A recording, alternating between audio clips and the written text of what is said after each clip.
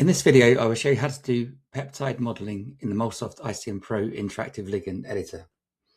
ICM lets you prepare, edit, and model peptides using continuous chain handling, so the backbone stays intact and consistent. You can insert, delete, replace a cap, and optimize residues directly in the ligand editor. Both the receptor and peptide can be minimized, relaxed, and scored using RTCNN score and strain. If your peptide has a helical region, you can refine it with the reinforced Helix tool. And finally, you can also explore new staples, including custom chemistry. For this example, we're working with PDB entry 7UWI, which is a beta-catenin bound to a helical peptide. The first step is to merge the peptide into a single molecule, because when you read it in, the staple in this molecule and the peptide are two different molecules. So you need to merge them into one molecule. In the Ligand Editor, we choose the option Peptide Mode that ensures the peptide is treated as a continuous chain and enables all sequence level editing. This mode keeps the backbone correct and lets us easily carry out operations like insert, replace, or cap residues. This mode keeps the backbone correct and lets us easily carry out operations. On the receptor side, we repair the structure the same way we would prepare for the small molecule docking using the Ligand Editor, if you're familiar with that.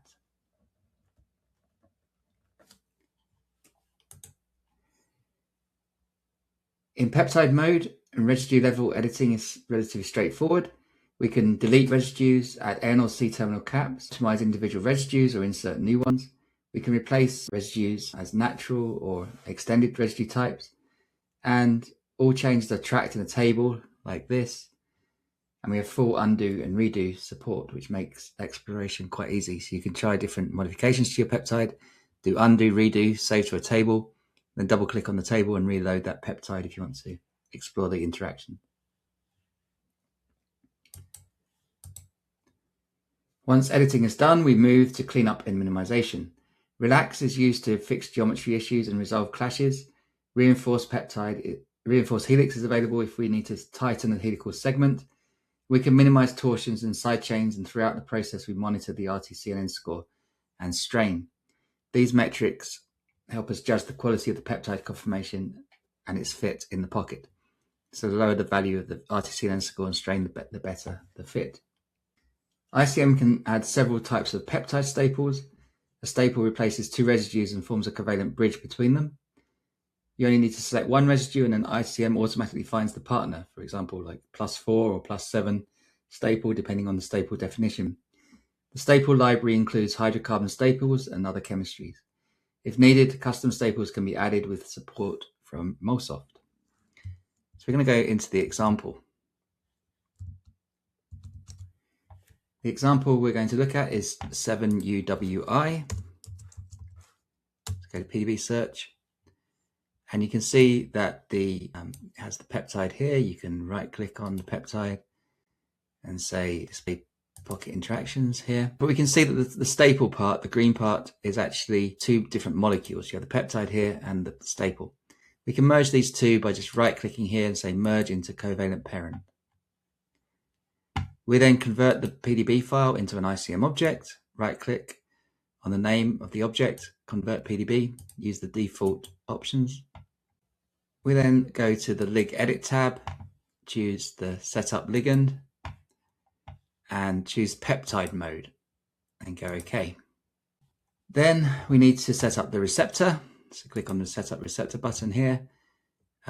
Choose Make Box around existing ligand. Like with small molecules, you can make the box. It's where the optimization is going to take place, the docking and everything. You can drag on the corners to make the box bigger if you need to, but generally it's fine if you're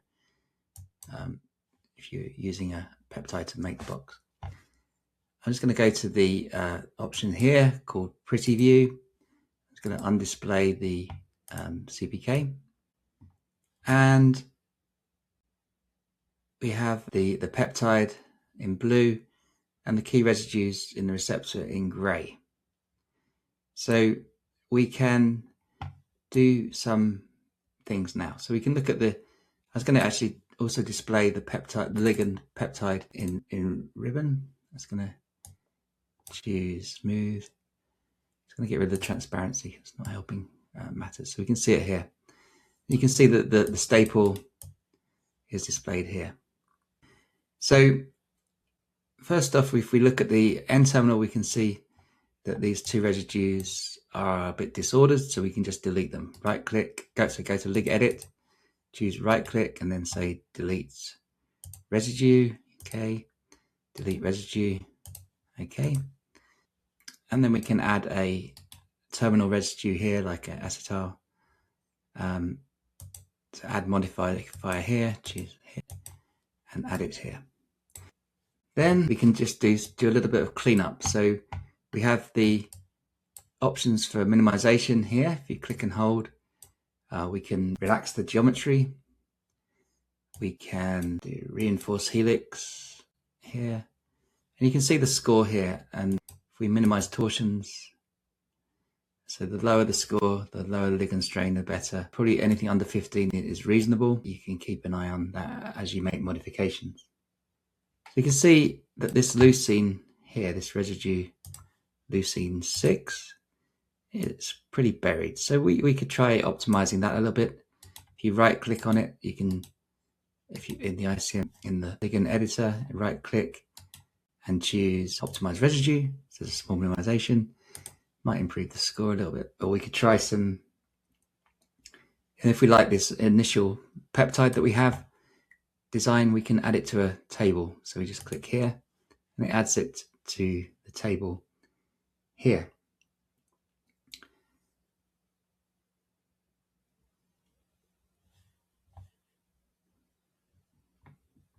We may want to insert some residues as well. So maybe at the C terminal, we may want to add some glycines or something here. So you can right click.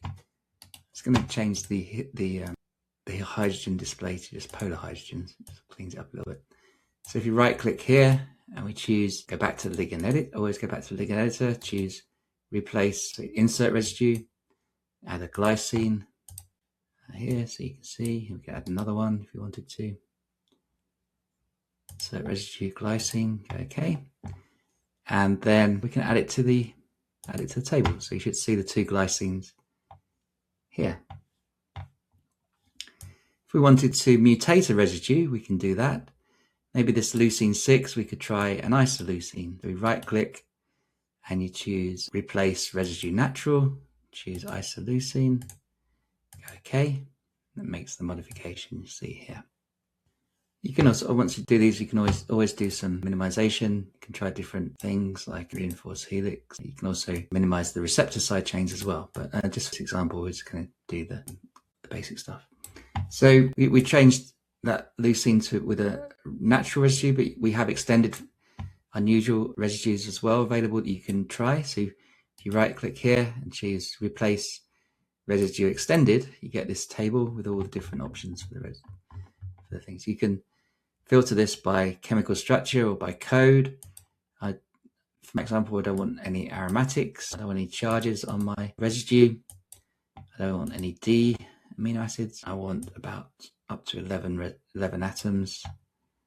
And just filter this down a bit. You can see that just gives a slightly smaller table. If you're cherry picking or you want to, I'm going to choose this CYP-G. Go OK. You can see we added it there. We can add it now to the table again. You can see now the CYP-G is here.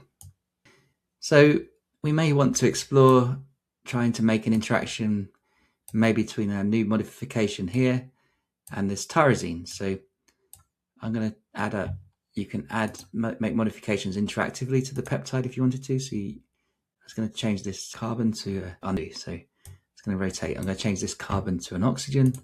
Click on oxygen here in the panel. Fourth button along opens the panel. And go here. And then if we want to see if it can possibly make a hydrogen bond, we can right click on this tyrosine, say optimize residue, and then you see that it clicks into place and we have a hydrogen bond in this, between this, where the leucine 6 was and this tyrosine. Make it a little bit bigger so you can see. We may want to explore different staples as well. So if we just go back to the peptide center, you can see the staple goes from here +7 residues to this residue. So if you right click on the first one, go back to Ligand Editor, of course, and go right click and choose Install Staple. We have different chemistries here. You can filter here. Just click on one of them and it adds the staple. If you want to do sort of minimize torsions, improve it a little bit. We can also relax the geometry. And then if we like that change, we can add it to the table. You see our new staple here. If you want to try a smaller staple, we can do that. If you again right click on the first residue, say insert staple, maybe do I+4, slightly smaller one, go OK. It adds I+4 here, and then we can delete the atoms for the other one that was left over. So we just use the eraser button here, click on the atoms to delete them. Okay, maybe just make it, you could right click and make it an alanine or something like that. So